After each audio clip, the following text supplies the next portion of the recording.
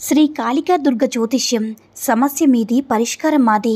Number 1 వశీకరణ specialist, ప్రధాన తాంత్రిక అహోరాత్రం ఆచార్య. భర్త పరశ్రీ వ్యామోహం, భార్య పరపురుష సావాసం నుంచి విడిపించడానికి, మీరు ఇష్టపడిన వారు మీ నుంచి దూరమై ఉంటే స్త్రీ వశీకరణ, పురుష వశీకరణ, ప్రేమ సమస్య, ప్రేమ వివాహం, అత్తాకోడల సమస్యలు, భార్యాభర్తల సమస్యలు, లైంగిక సమస్యలు, సంతాన సమస్యలు, ఇంకా ఎటువంటి కఠిన గుప్త సమస్యలకైనా 100% 2 రోజుల్లోనే ఫోన్ ద్వారా పరిష్కారం చేయబడును. నమ్మకమే జీవితం. Mobile number 8844465584. ఓం సాయిరామ్. సమర్థ సద్గురు సాయినాథ్ మహారాజ్కి జై. సాయిబాబా భక్తులందరూ కూడా నమస్కారం అండి. సాయినాథుని ఆశీస్సులతో అందరూ కూడా సుఖంగా, సంతోషంగా, అష్టైశ్వర్య, ఆరోగ్య, అభివృద్ధితో ఉండాలని మనస్ఫూర్తిగా కోరుకుంటూ ఈరోజు ఈ వీడియోని మొదలు పెడుతున్నాను. ఈరోజు వీడియో ఏంటంటే, తల్లి కాదనకుండా నన్ను మనసులో తలుచుకుని తెల్ల ఏనుగును తాకు బిడ్డ, ఈ సందేశం పూర్తయ్యేలోపు శుభవార్త నీ చెవున పడుతుంది అని మన బాబాగారైతే ఈరోజు మనకి చాలా అద్భుతమైనటువంటి సందేశంతో అయితే మన ముందుకు వచ్చారండి. మరి మన బాబాగారు ఈరోజు మనకి ఎలాంటి సందేశం అందించాలనుకుంటున్నారో ఆయన మాటల ద్వారానే తెలుసుకుందాము. ఆయన మాటలు వినే ముందుగా ఈ వీడియో కనుక నచ్చినట్లయితే మరికొంతమంది బాబా భక్తులకు రీచ్ చేయేలా షేర్ చేసి లైక్ చేయండి. అలాగే మన ఛానల్ని ఎవరైనా మొదటిసారిగా చూస్తున్నట్లయితే తప్పకుండా సబ్స్క్రైబ్ చేసుకుని మాకు కొంచెం సపోర్ట్ చేయండి. మరి మన బాబాగారి సందేశం ఏంటంటే, బిడ్డ, నీ సాయి గురించి తెలిసినటువంటి నువ్వేనా నన్ను అర్థం చేసుకోలేకుండా ఉంటున్నావు కదూ. నిన్ను ఎప్పుడైనా కానీ ఒంటరిని అని ఆలోచన చేస్తూ బాధపడుతూ ఉన్నావు. నేను నిత్యం ఏదో ఒక విధంగా సంతోష పెట్టాలని చూస్తున్నటువంటి మీ సాయి నాన్నని నువ్వే అర్థం చేసుకోపోతే ఎలా బంగారు తల్లి? నువ్వు ఇలా అబద్ధం చేసుకుంటూ నాతో మాట్లాడకుండా నాపై నీ చిట్టి అలక ప్రదర్శిస్తూ ఉంటున్నావు. నేను ఒంటరిని అనేటటువంటి భావన బయటకు తీసుకొచ్చేందుకు ఎన్ని ప్రయత్నాలు చేస్తున్నానో తెలుసా బిడ్డ? నువ్వు ఇలా బాధపడుతూ ఉంటే ఎలా చెప్పు? నేను మాత్రం నిన్ను చూస్తూ సంతోషంగా ఎలా ఉంటానో చెప్పు బిడ్డ. నీకు అండగా ఈ సాయి నాన్న ఉన్నాడని నీకు తెలియదా? తెలుసుకునేటటువంటి ప్రయత్నం ఎప్పుడు చేయవా బిడ్డ? నీకున్నటువంటి కష్టాలను అణిచివేస్తున్నాను. నీకున్నటువంటి ఆర్థిక సమస్యలన్నీ కూడా దూరం అయ్యేటటువంటి సమయాన్ని నీకు ఇవ్వబోతున్నాను బిడ్డ. నీకు ఒక మంచి అవకాశం రాబోతుంది. ఎవరో నిన్ను మోసం చేశారని వారి గురించి ఆలోచిస్తూ మీ జీవితాన్ని చేజేతులారా నువ్వే నాశనం చేసుకుంటూ ఉంటున్నావు. నిన్ను కని పెంచిన వారిని ఎందుకలా బాధ పెడుతూ ఉన్నావు బిడ్డ? నీ తల్లిదండ్రులకి ధైర్యం చెప్పవలసింది నువ్వే. వారికి లేనిపోయినటువంటి బాధలు కలిగించేలా ఎందుకు చేస్తున్నావో? నీకోసం వారి జీవితాన్ని సైతం పణంగా పెట్టి అహర్నిశలు నీకోసం శ్రమిస్తూ మీరు బాగుంటే చాలని కోరుకుంటున్నటువంటి వారికి అనవసరమైనటువంటి చిన్న ఆనందాలను సైతం వదులుకొని నువ్వు బాగా ఉన్నతమైనటువంటి స్థాయికి చేరుకోవాలని వారి అనుకోవడమే వారు చేసినటువంటి తప్ప బిడ్డ. వారిని నేను ఏమీ కూడా మాటలతో బాధ కలిగించే విధంగా చేయలేదు బాబా అని నువ్వు నన్ను అనవచ్చు. మాటలతోనే ఏదైనా చెయ్యాలా చెప్పు బిడ్డ? నీలో నువ్వే ఎప్పుడు కూడా ఏదో ఒకటి ఆలోచించుకుంటూ ఈ ప్రపంచాన్ని మర్చిపోయి ఎవరితో కూడా నువ్వు సైక్యతగా లేకుండా వారికి దూరంగా ఉంటున్నావు. రాత్రులు నిద్ర లేకుండా దూరం చేసుకుంటున్నావు. అంటే నిన్ను ఎవరైతే దూరం చేసుకున్న మూర్ఖుల గురించి ఆలోచిస్తూ నీ జీవితాన్ని ఎందుకు ఇక్కడే ఆగిపోయేలా చేసుకుంటున్నావు చెప్పు బిడ్డ? అలాగే నీ జీవితాన్ని ఎందుకు ఇంతటితో ముగించాలి చెప్పు?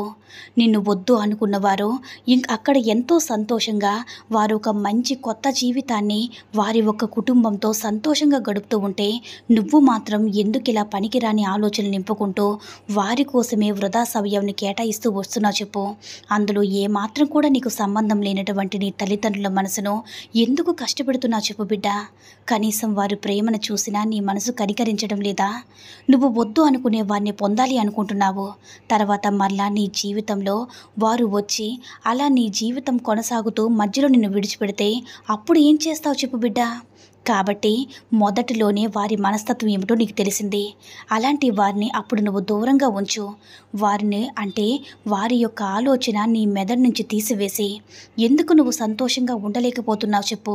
మీ సాయి అనుగ్రహం ఉండబట్టే మొదట్లోనే వారి గుణం ఏమిటో నీకు తెలిసింది. వారి గురించి నీకు పూర్తిగా తెలిసింది కదా. ఆ బంధాన్ని నేను వేరే చేశానని మూర్ఖంగా నాపైన అలిగి నాతో మాట్లాడడం కూడా మానేసావు బిడ్డ. సరే, నువ్వు నాతో మాట్లాడకపోయినా పర్వాలేదు. పర్వాలేదు, నాకు నీ మీద ఎలాంటి కోపం కానీ ఏమీ లేదు బిడ్డ, జాలి మాత్రమే ఉంది.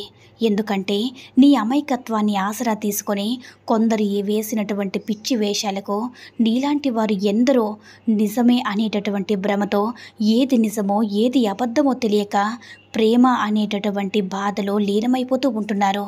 దాని అర్థం ఏమిటో తెలుసుకోలేకపోతున్నారు. చివరికి నిండా మునిగిన కూడా అప్పటికి కూడా కళ్ళు తెరవలేకపోతున్నారు బిడ్డ. నీలాంటి అమాయకులు ఉన్నంతకాలం మోసం చేసేవారు ఇంకా ఎక్కువగానే ఉంటారు.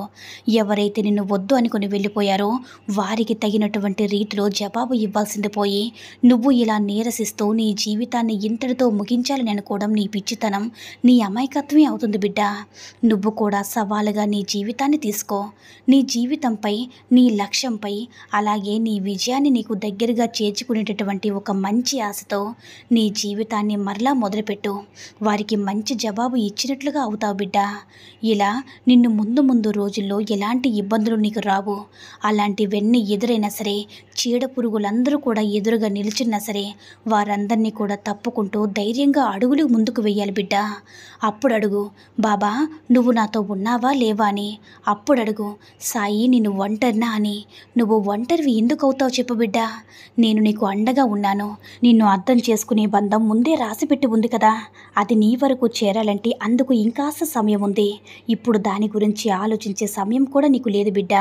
ఆ సమయం రాగానే నీకు కావాల్సిన బంధం నీ దగ్గరికి చేరుతుంది బిడ్డ. నీ సాయికి నీకు ఏ విధమైనటువంటి బంధం లేదు అంటావా? నీకు ఏది ఇవ్వాలో, ఏది ఇస్తే మంచిదో నాకు తెలిసినంతగా ఇంకెవ్వరికీ తెలియదు బిడ్డ. అంతవరకు కాస్త సమయాన్ని కేటాయించు. అర్థమైందా? ముందు నీ జీవితంలో నువ్వు దేనికి ఎక్కువ సమయం ఇవ్వాలో తెలుసుకొని మీకోసం ఏమైందని గడుపు. ఆ తర్వాత సమయానికి ఆహారం తీసుకో. ప్రతిరోజు కూడా నీ ఇష్టదైవ ఆరాధన మాత్రం మానవద్దు బిడ్డ. భక్తి గీతాలను ఆలకించు. మంచి స్నేహితులతో సమయాన్ని గడుపు. మరలా నూతనమైనటువంటి జీవితాన్ని ప్రారంభించు బిడ్డ. నీ లక్ష్యంపై ఇంకా దృష్టిని సారిస్తూ ఉండు. అలాగే నీ విజయాన్ని అతి త్వరలోనే నువ్వు పొందబోతున్నావని తెలుసుకో బిడ్డ. నేను ఎప్పుడు కూడా నీ వెనకే ఉంటానని ఎప్పుడు కూడా మర్చిపోవద్దు. బాబా కేవలం నీ మనసుకు నచ్చిన విధంగా, కాసేపు నా మనసును మార్చే విధంగా ఏవో కొన్ని మాటలు చెప్తున్నాడని మాత్రం అస్సలు అనుకోవద్దు బిడ్డ. ఎందుకంటే ఇప్పటి వరకు నేను చెప్పినటువంటి ప్రతి మాట కూడా నీ జీవితానికి తప్పకుండా అవసరమవుతాయి.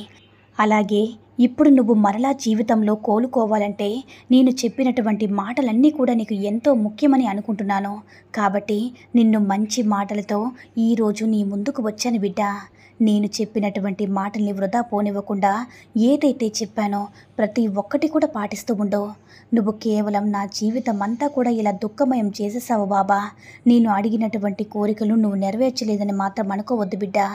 కొన్నిసార్లు మీ కోరిక ఎంత అడిగినా కూడా నెరవేర్చడం లేదంటే దాని అర్థం ఏమిటో తెలుసా? ఆ భగవంతుడు నువ్వు అడిగిన దానికన్నా నీకు ఇంకా ఎక్కువ ఇద్దామని ఇలా నెల ఆలస్యం చేస్తున్నాడేమో అని నువ్వు ఎందుకు ఆలోచించు బిడ్డ. ఒక్క విషయం చెప్తాను, జాగ్రత్తగా విను. నీవు జీవితంలో ఒకటి కోల్పోయావంటే అది నీ నుంచి దూరమైనట్లు కాదు. అంతకన్నా నువ్వు గొప్పదైనది నీ ముందు రాబోతున్నటువంటి జీవితంలో భగవంతుడు నీకు ఒక మంచి అవకాశాన్ని ఇవ్వబోతున్నాడని అర్థం చేసుకోవాలి బిడ్డ. స్వచ్ఛమైనటువంటి నువ్వు ఈ రోజున, అంటే గురువారం రోజైనా పర్వాలేదు, ఇంకా ఏ రోజైనా సరే సాయంకాలం వేళ నీ సాయి ఆలయానికి వచ్చి నీ సాయిని ఒక్కసారి సందర్శించు. నీ మనసులో ఉన్నటువంటి బాధంతా కూడా తొలగించుకో బిడ్డ. నా ఆశీర్వాదం నీకు ఎల్లప్పుడూ కూడా ఉంటుంది అని మన బాబాగారు అయితే ఈరోజు మనకి చాలా అద్భుతమైనటువంటి సందేశాన్ని అయితే అందించారండి. సాయి మహిమల ద్వారా వచ్చినటువంటి ఈ సందేశం మీ అందరికీ కూడా నచ్చిందని అనుకుంటున్నాను. ఈ వీడియో కనుక నచ్చినట్లయితే మిగతా సాయి భక్తులందరికీ కూడా రీచ్ అయ్యేలా షేర్ చేసి లైక్ చేయండి. అలాగే మన ఛానల్ ఎవరైనా మొదటిసారిగా చూస్తున్నట్లయితే తప్పకుండా సబ్స్క్రైబ్ చేసుకుని మాకు కొంచెం సపోర్ట్ చేయండి. సర్వే జన సుఖినో భవంతు. జై సాయిరామ్.